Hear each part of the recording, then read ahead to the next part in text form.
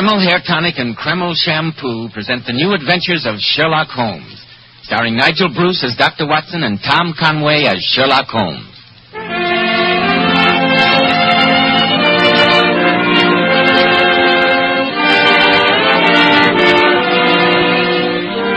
Well, once again, it's time for that weekly visit with our good friend and host, Dr. Watson. Let's join him, shall we? Ah, there you are, Mr. Bell. Good evening, Dr. Watson. Well, have you quite recovered from your holiday festivities? I think so, my boy, and I was particularly flattered by the number of friends who were kind enough to remember a rather elderly and lonely doctor at this time of year. Well, as long as you keep telling those swell Sherlock Holmes stories, you'll never be lonely, Dr. Watson. Then I'd better get on with tonight's new adventure. It involved us in one of the most shocking scandals of the 19th century. A scandal that, had it ever emerged in the light of day, might easily have brought ruin and disgrace to one of the most famous men who ever came a member of the House of Lords. Well, this one I've got to hear. But first I have a message for our listeners. Today, more than ever before, I think men realize how important it is to keep their hair neatly groomed. And men, may I ask you this about the preparation you use? Does it give your hair that old-fashioned, greasy, patent leather look? When you run your hand back over your hair, does your hair feel greasy, sticky, or dirty? Does grease come off on your hand or hat band? If it does, then be smart, men. Change at once to Kreml Hair Tonic. This highly specialized hair tonic contains a special combination of hair grooming ingredients which is found in no other hair tonic. That's why Kreml keeps your hair in place longer with such a handsome, well-groomed look. When you use Kreml, you can run your hand back over your hair, and, men, it's really a pleasure. No grease comes off on your hand. And I'm sure you'll enjoy the way Kreml always looks and feels so clean on your hair and scalp. Let it keep your hair looking handsome at all times. Buy a bottle of Kreml at any drug counter. Ask for an application at your barber's. Kreml, Kreml Hair Tonic. Now, Dr. Watson, how about the 19th century scandal in which you and the great Sherlock Holmes became involved? Well, Mr. Bell, that adventure began in the very early days of the great man's career. World acclaim and handsome fees were some years ahead of him. And in those times we spent many long evenings discussing whether a decent living could be obtained by the practice of criminal detection. On the day that this particular story began, we just finished our breakfast. Holmes, a curved pipe clenched between his teeth, was scanning the personal columns of the morning paper. I can almost hear him now, as he said... Dear me, Watson, the agony column of the Times is more than usually barren this morning. Are you looking for a possible client, Holmes? Naturally. Since we already owe Mrs. Hudson for 2 months' rent here, and our doorbell has been frighteningly silent during that period, I must see what possible service I may render these unhappy correspondents. Well, I glanced over the column, but I couldn't see anything very promising. No, Watson, it's a rag bag of bizarre happenings. What a chorus of groans, cries, and bleatings. One skims through them, and what does one glean? Lady with a black boa at the Princess Skating Club wishes to meet gentleman who was kind enough to... That we may ignore, I think. Yes, it doesn't sound as though she needs your services. Yes, madam. Surely Jimmy will not break his mother's heart. That appears to be irrelevant. If the lady who fainted on the top deck of the Brixton bus... She doesn't interest me either, Watson. No, probably anyone else who wasn't on that bus. Every day my heart longs for... bleat, Watson. All this twaddle is unmitigated bleat. It is heartening, Holmes. You haven't had a case for over 2 weeks. Yes. Sometimes I think I chose the wrong profession. What do the public, the great unobservant public who can hardly tell a weaver by his tooth or a compositor by his left thumb, care about the finer shades of analysis and deduction? As to my own little practice, it seems to be degenerating into an agency for recovering lost lead pencils and giving advice to young ladies from boarding schools. Holmes, come over here to the window. What's wrong, Watson? Look at that man walking down the street. He's looking at the numbers of the houses. Let's hope 221B is the number he's searching for. What do you make of him, Watson? Let me see. What do I make of him? Well, I'd say that he is a foreigner. Yes, foreigner. Look at those flashy clothes and his pointed moustache. Oh, don't be misled by externals, old chap. Observe the steady, controlled gait. No trace of the light agility of the Latins, or the military heaviness of the German. No, Watson. I think an English gate in foreign attire would suggest an expatriate Englishman, only just returned from a stay abroad. He is coming here, Holmes. Meet him on the stairs, Watson. It'll save Mrs. Hudson a trip. Yes, right you are. It's all right, Mrs. Hudson. How do you do, sir? How do you do? Would you please come along up? That's right. Straight up here. In here. Which of you fellows is Sherlock Holmes? I am, sir. And your name is... Tremaine. Reginald Tremaine. I'm Dr. Watson. Sit down, won't you, Mr. Tremaine? My business won't take long. Holmes, I need protection, and I'm prepared to pay for it. Protection from what? My life's been threatened. The police wouldn't do a thing for me, so I've come to you. I'm told you detective fellows will do anything for money. Oh, well, then you've been misinformed, sir. My friend... Your friend is very interested in Mr. Tremaine's problem, Watson. Pray continue, sir. Holmes, I want you to warn my cousin. Tell him you'll get nowhere by threatening me. Frighten the wits out of him if you can. I'll give you £20, and another 20 if I need you again. And who is your threatening cousin? Lord Darlington. Oh, really? Charming fellow. He's a scoundrel. But his title impressed Scotland Yard. That's why they wouldn't help me. Well, even a title can be vulnerable. A public scandal would shake him. And that's what is going to happen if he threatens me any more. And you can tell him so from me, Holmes. I've always heard of Lord Darlington as the very model of an English aristocrat. Why should he threaten you, Mr. Tremaine? That's none of your business. Your job is to see that he doesn't carry out his threat of thrashing me within an inch of my life. Very well. For £20, I shall warn Lord Darlington that I stand between you and a thrashing. The fee will be paid in advance, please. I have it in this envelope here. And I expect immediate action, Holmes. You shall have it, Mr. Tremaine. Holmes, the man's insufferable. Why'd you take on the case? He's a bounder. Let him get thrashed. These 4 crisp £5 notes persuade me otherwise, Watson. We owe money to Mrs. Hudson, and your medical practice shows little signs of picking up. I must take what fees I can. How can my practice pick up when I spend half my time chasing all over the country with you? In any case, Watson, ask yourself why such a man as Lord Darlington should threaten Tremaine with physical violence. Obviously, only because Tremaine is himself in some way a threat to Lord Darlington. There may be yet another fee in this case, and a much fatter one. You're going to see Lord Darlington at once? Yes. I'd ask you to come with me, old chap, but after your remark about chasing all over the country, I hesitate to waste your time. Rubbish. I was only joking, and you know it, you silly fellow. Of course I'm going with you, Holmes. Get your coat and hat. The game's afoot.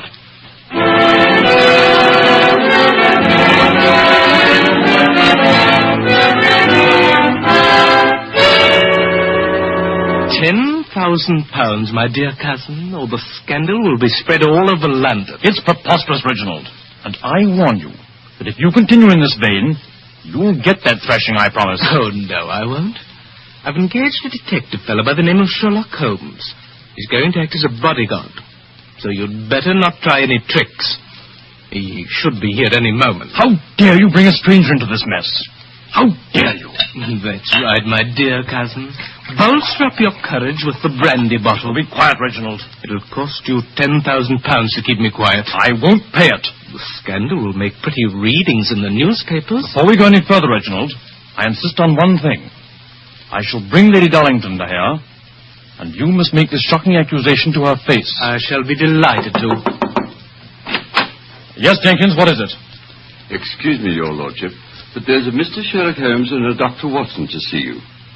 I told them that you were engaged, but they seem most insistent. Better have them come in, my dear cousin. We may need independent witnesses. Oh, very well. Show the gentleman in, Jenkins. Yes, Your Lordship. And then if you'll ask Lady Darlington to come here, I'll be very glad to make my accusation in public. It's blackmail, Reginald. That's what it is. You'll never get away with it. Won't I? I think you'll be surprised. Mr. Sherlock Holmes and Dr. Watson. Allow me to introduce my cousin, gentlemen, Lord Darlington. How do you do? Jenkins? Yes, Your Lordship. Ask Lady Darlington to step in here for a moment. Yes, Your Lordship. Lord Darlington, I greatly admired your speech in the House of Lords on tax reform. I only wish we had met under different circumstances. As it is my duty to... Oh, that's all right, Holmes. I've already told my dear cousin that I'd engaged your services. I want you both here as witnesses. Witnesses? To what? Reginald has made a shocking accusation. As soon as my wife comes here, I'm going to insist that he repeat the statement to her face. Now, there you are, Clara. I just put Gordon to sleep, dear. Hello, Reginald. How are you, Clara? My dear, I want to introduce Mr. Sherlock Holmes and Dr. Watson. How do you do? Well, do sit down, won't you? Albert, what's wrong? You all look so dreadfully serious. Clara, my dear, Reginald has made a shocking accusation. It concerns you, and I insisted that he repeat it in your presence. An accusation against me? Yes, Clara, my dear. You see, I'm requesting a paltry sum for concealing my knowledge of the Darlington substitution scandal. Substitution? What on earth do you mean? Well, who should understand me better than you? The baby asleep upstairs, the supposed heir to the Darlington title, is not your child. That's a lie. How dare you say that, Reginald? Lord Darlington, surely you were present at your son's birth? Well, as a matter of fact, I wasn't. I was abroad on government business at the time. My wife went to the country with a paid companion. My son was born there. Oh, no, my dear cousin. A son was born there, and then it was passed off as yours. That's a foul lie. Albert, make him leave this house. I'm afraid, Clara, my dear, that, well, he's threatened to go to the newspapers. We must hear him out. Lord Darlington, surely the matter is not hard to settle. You say your wife had a companion. Confront her with a story. She can establish the truth of the matter. Yes, of course she can, but where is she? I haven't seen Maud Harris since she left me a year ago. Then I have a surprise for you, Clara. She's waiting in my cab outside now. I'll tell Jenkins to send her in. Jenkins? Yes, sir? Ask Miss Harris to join us. She's waiting in my cab. Yes, sir. Albert, I don't know what devil's work Reginald's up to, but you don't believe him, do you? Well, of course not, Clara, darling. Mr. Tremaine, how did you get in touch with this Miss Harris? For an employee, you ask a lot of questions, Holmes. I met Maud Harris at Brighton last week. As soon as she knew I was the black sheep of the Darlington clan, she thought we might profitably put our heads together. And so you organized with the idea of blackmailing this poor lady. Such a valuable secret is surely worth a few £1,000, Dr. Watson. Maud. Yes, Lady Darlington, it's me. You're just in time to settle a most important truth. I'll handle this, Reginald. Young lady, as I understand it, you claim to know that the boy lying upstairs is not my son. You should know better, your lordship. He's mine. Maud, how can you tell such a lie? It's no lie, and you know it, Lady Darlington. Your child was born dead. Albert, make her stop saying such things. Clara, my dear, control yourself. Let's hear this shocking tale to the end. Well, go on, young woman. You were abroad, Lord Darlington. When her ladyship lost her child, she was terrified. She knew how much you longed for a son, and she made this plan. Oh. I was a widow, and I was going to have a child, too. We fooled the villagers, even the doctor, by giving each other's names. And so my son was born as the Darlington heir. Maud, that's the most shocking lie I've ever heard. I can't stay here and listen to any more of it. Mr. Holmes, I understand you're a man of discretion and ability in such matters. What am I to do? I would like to ask this young lady a few questions. Miss Harris, why have you chosen to reveal the supposed truth now? I thought that money could compensate me for the loss of my boy. But I was wrong. A mother's love can never be stifled. Indeed, then I suppose Mr. Tremaine's plans for blackmail are purely incidental. Oh, keep out of this, Watson. It's no affair of yours. Establishing truth and justice is anybody's business, my good man. Mr. Holmes, I'll pay you any fee you name to disprove this monstrous story. Oh, no, you don't, my dear cousin. Holmes is employed by me. Mr. Tremaine, I've undertaken to protect your physical safety. That pledge I will keep. Otherwise, I'm a free agent. Then you'll accept my commission? Yes, Lord Darlington, on one condition. And what's that? You have asked me to disprove this story.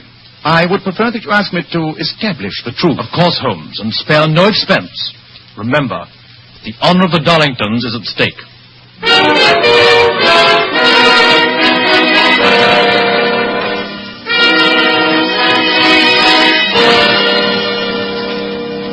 Well, Holmes, little did I think when Tremaine called on us this morning that we'd end up the day tramping a village lane in Surrey, looking for a Dr. Godfrey. And yet, that gentleman must surely be able to give us the final answer. Lady Darlington said that he attended Yes, her. but supposing the companion's story was true, and they had changed names. Even so, the good doctor will certainly know whether the boy was born to a slight, blonde woman like Lady Darlington, Or a brunette Amazon like Maud Harris? Well, here's the doctor's house. They said in the village it was the one with the gabled roof. No lights visible.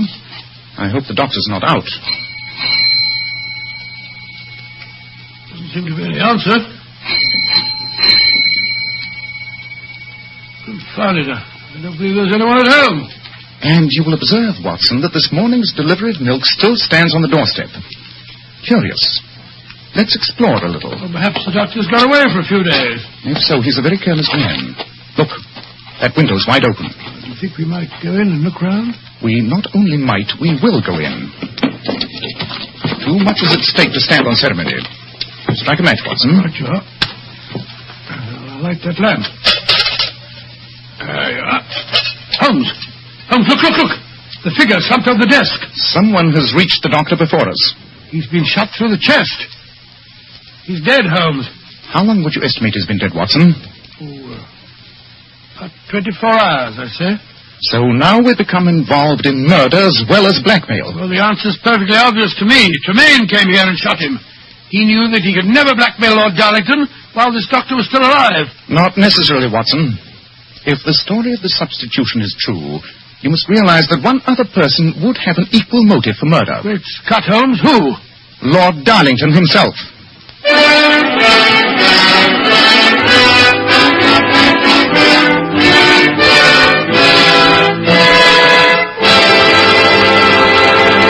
In just a moment, we'll rejoin Dr. Watson and Sherlock Holmes as they endeavor to solve the mystery.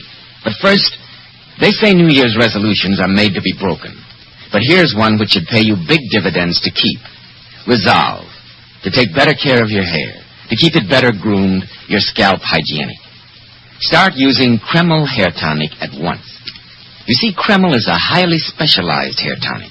It contains a special combination of hair grooming ingredients which is found in no other hair tonic.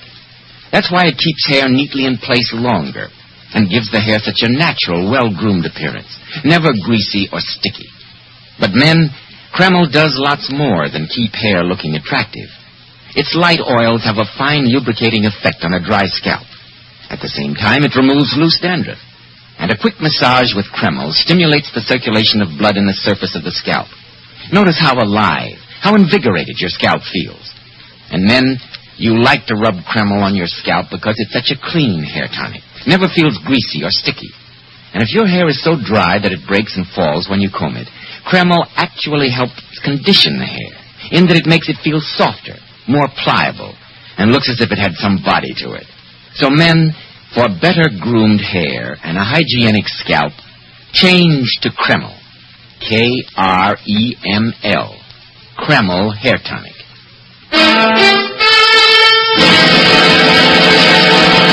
Well, Dr. Watson, so you went to interview that village doctor and arrived there to find him dead. Yes, Mr. Bell, but before we reported the tragedy to the police, Sherlock Holmes conducted an intensive search of the dead man's room.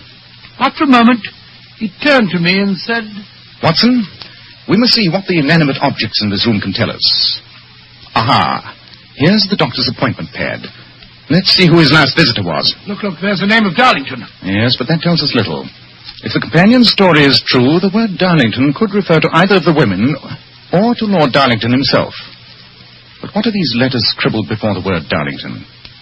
Why must doctors have such illegible handwriting? Doctors don't have illegible handwriting. I disagree. In fact, I've often thought they train you to write badly in medical colleges. Yes. The letters are R-E, Re, Darlington. That means that someone was calling about the Darlington case. A fact we already knew. Yes. Let's see what else we can find. Hello. Look over here on the sideboard. Brandy decanter with a stopper left out. And one glass that has been drunk from. The killer must have had a drink after he shot the doctor. And in so doing, I think he gave us the clue to his identity. Oh, how? There's a speck on the rim of this glass. I think it's... the very thing, the doctor's microscope. Most convenient. What does it tell you, Holmes? Wait a minute. I was right. This speck on the glass is wax. Wax? Then that means the murderer used a candle. Oh, no, Watson. Come on.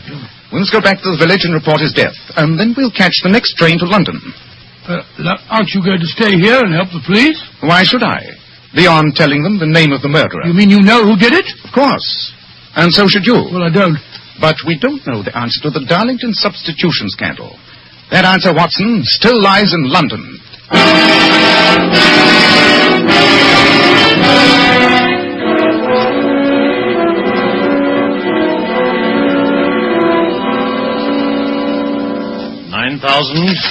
£9,500, £10,000.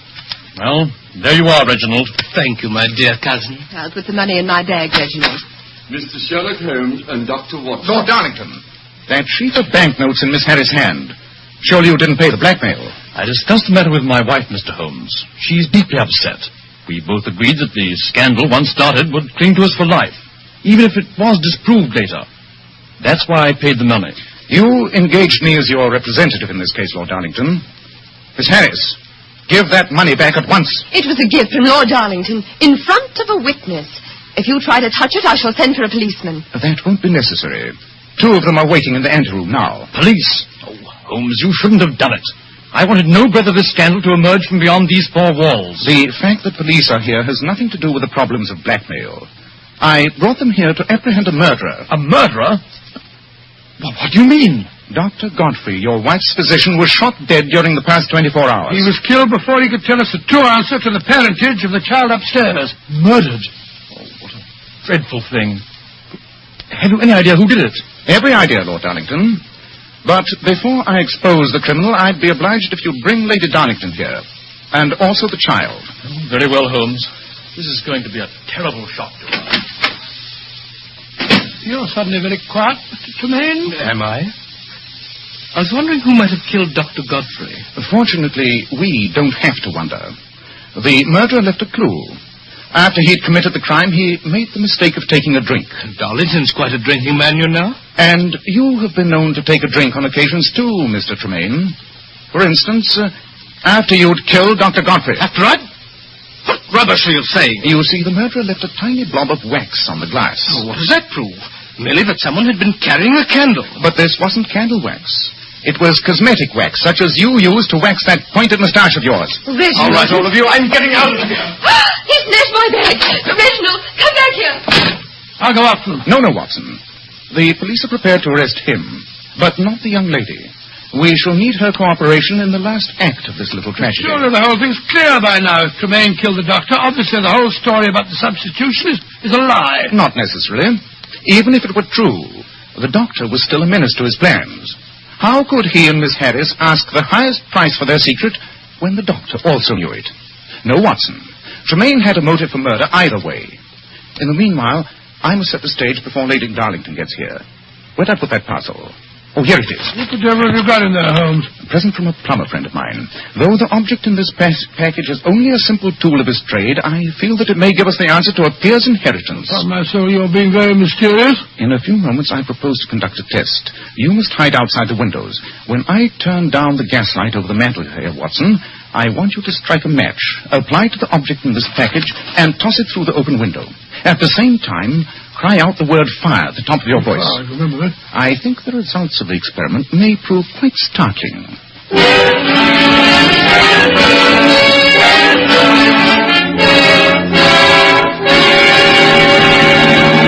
Lord Darlington, now that all the principals in this case are assembled, I shall conduct my experiment. Very well, Holmes. I don't see why I had to bring the boy down here. It's long past his bedtime. I assure you, Lady Darlington, that his presence is absolutely essential. Please place him in the bassinet on the sofa. All right. That's it. And you, Miss Harris, will you be good enough to place your handbag on the table? Very well, Mr. Holmes. But no funny business now. The police took it away from Reggie and gave it back to me. That money's mine. Each of you ladies claim to be the mother of that boy. Since scientific tests of parentage are notoriously unreliable, I shall conduct a simple experiment which I think may give us the truth in this matter. Now, I want both you ladies to come toward me with outstretched hands. That's it. I turn down the gaslight over the mantel, so. Darling! It's all right. It's all right. If you look closely, you'll observe that this object is a perfectly harmless plumber's smoke rocket. You can drop the masquerade, Watson. The case is solved. Oh, is it Holmes? Holmes, what on earth are you up to? You'll notice that on the cry of fire, Miss Harris ran for her handbag containing the £10,000. Lady Darlington instinctively rushed to her son. I think, Lord Darlington, that there can no longer be any question of the child's parentage.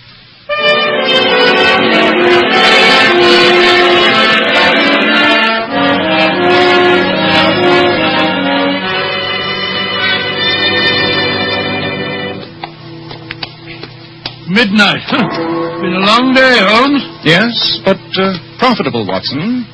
A very profitable day's work indeed. Here's 1,000 guineas from Lord Darlington. And don't overlook the 20 pounds that Mr. Tremaine gave me. John, he retained you for protection, and you end up by sending him to the gallows. A fate that he richly deserves. I only wish I could have persuaded Lord Darlington to prosecute Miss Harris. Blackmail is a devilish crime. Funny to think that a simple plumber's rocket smoked out the truth. Yes. Though, you'll remember, I've had occasion to use the instrument before. When a woman thinks her house is on fire, her impulse is at once to rush to the thing she values most. It's a perfectly overpowering instinct. Well, you certainly took advantage of the fact. Ah, well, Watson, you may remember the old Persian saying, there's danger for him who taketh the tiger cub, and danger for whoso snatches delusion from a woman. Oh, really, Holmes? Oh, yes, Watson. There's as much sense in Hafiz as in Horace, and as much knowledge of the world.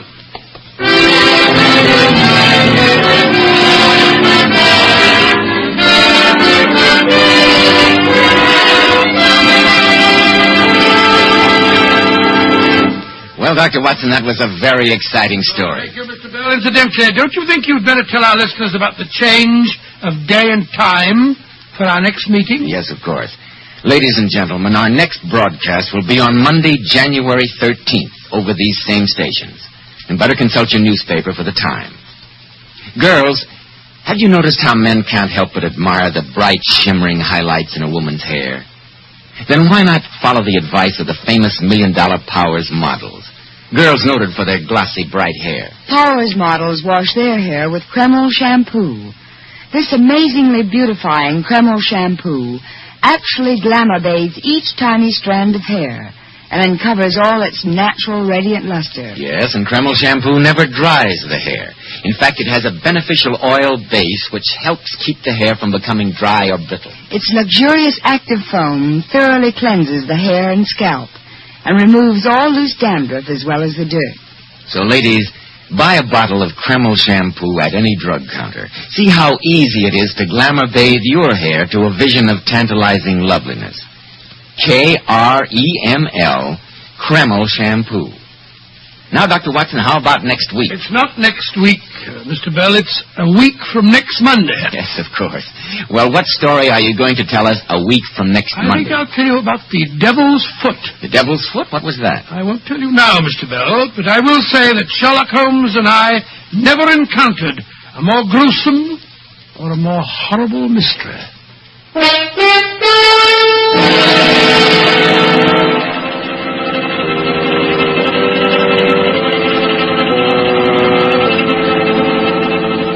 Tonight's new Sherlock Holmes adventure was suggested by an incident in Sir Arthur Conan Doyle's story, A Scandal in Bohemia. Nigel Bruce appeared by permission of California Pictures. Tom Conway through the courtesy of Eagle Lion Pictures. This is Joseph Bell speaking for Kreml Hair Tonic and Kreml Shampoo and inviting you to be with us 1 week from Monday. That's January 13th, when Dr. Watson will tell us about the Devil's Foot.